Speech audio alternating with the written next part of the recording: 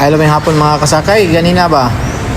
Samtang nagkaon ko, dunay minduol nako sa kananay og nay siya kauban nga batang babae. May reklamo siya tungod kay ang cellphone daw nabilin sa bus nga iyang gisakyan. So ang bus di ay gikan og Mulabi paingon og Usamis. So ato dayon gitawagan ang konduktor. So pasalamat kay nahipusan ra jud ay sa driver ang maong cellphone nga nabilin sa bus. Siguro gihatag to sa pasahero nga iyang katapad. Kay pag naog na diri sa Tanggob, sakay na taglag og sidecar.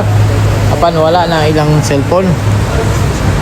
Sagara magud karon kini mga batanon ang ilang cellphone, ilang ibutang diri sa ilang pocket na sa ilang sampot ba. Dihan lang ipamutang. Pag naog nila, awa na nila nabantay nga wala na dahil sa cellphone. May gali kinahipos. So palihog lang ko kinsa man tug tag-iya atong nga maong cellphone, baliki lang diri sa Tanggob Terminal. Kay naara inyong cellphone o wa ka na mo na bantay.